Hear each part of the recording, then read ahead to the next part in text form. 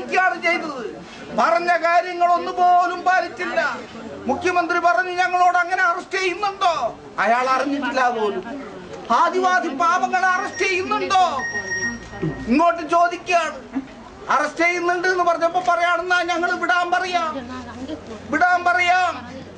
ഞങ്ങൾ 5 മന്ത്രിമാർ വയനാട്ടിലേക്ക് വരും. നിങ്ങൾ വെറുതെ കഷ്ടപ്പെട്ട് പൈസയും ചെലവാക്കി ഇങ്ങോട്ട് വരരുത്. ഞങ്ങൾ അങ്ങോട്ട് വരും. ഞങ്ങൾ വരുന്നത് വരെ അറസ്റ്റ് ഉണ്ടാവില്ല. ഇനി പിടിക്കുന്നവരെയൊക്കെ വിട്ടയക്കും, ജയിലിലുള്ളവരൊക്കെ വിട്ടയക്കും. മുഖ്യമന്ത്രിയാണെന്ന് പറഞ്ഞതാണ്. എന്നിട്ടിതാ ഇന്ന് അറസ്റ്റ് ചെയ്തു. 11 ആളെ പിടിക്കാൻ 300 പോലീസ്, 150 ഫോറസ്റ്റ്.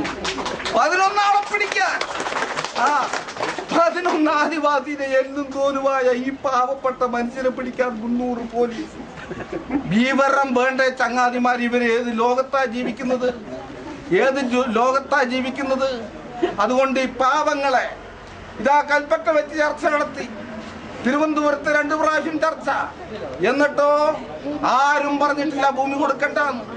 ഭൂമി കൊടുക്കണം. ഞങ്ങൾ നോക്കിക്കൊണ്ടിരിക്കുകയാണ്. നമ്മൾ പറഞ്ഞു നിങ്ങൾ നോക്കിക്കോ, ഞങ്ങൾക്ക് കുറച്ചും കൂടി സമയം വേണം നോക്കി തിട്ടപ്പെടുത്താൻ. സമയം എടുത്തോ. പക്ഷേ ഈ ഭൂമിയിൽ താമസിക്കുന്നവർ അവിടെ തന്നെ താമസിക്കട്ടെ. നിങ്ങൾ പുതിയ ഭൂമിയാണ് തരുന്നത് എങ്കിൽ ഈ ഭൂമിയിലേക്ക് മാറാൻ പറഞ്ഞാൽ മാറും. അതുവരെ ഈ ഭൂമിയിൽ താമസിച്ചോട്ടെ. അന്നേരം ചില മന്ത്രിമാർ പറയാണ് നിയമം നടപ്പാക്കട്ടെ. കഴിഞ്ഞ 5 വർഷം ഇടതുപക്ഷ ജനാധിപത്യ മുന്നണിയുടെ ഗവൺമെന്റ് കേരളത്തിൽ ഭരിച്ചപ്പോൾ പനവല്ലിയിലും മെസ്സുവളവും ഇടമുണ്ടയും പൊർലോത്തും പെരിങ്കുളത്തും നെല്ലിക്കച്ചാലും അപ്പാടും മരീനാടും സിസിയിലും ജയ്ഹിന്ദും ഇടിയമ്പയിലും കുറ്റിയമ്പയിലും തേറ്റമലയും ഒക്കെ ആദിവാസികൾ 20 സ്ഥലത്ത് കുടിൽ കെട്ടി താമസിച്ചിട്ടുണ്ട്.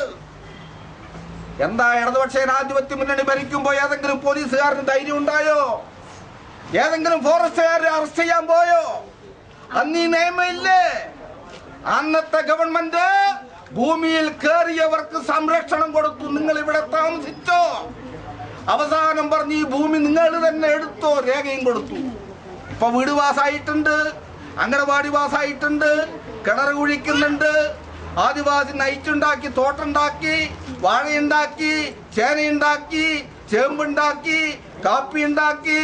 ഇതൊക്കെ കുഴിച്ച് വിൽക്കാനുള്ളത് വിൽക്കുന്നുണ്ട്, ഭക്ഷിക്കാനുള്ളത് ഭാര്യയും കുട്ടികളും ഒക്കെ ആയിട്ട് ഭക്ഷിക്കുകയാണ്.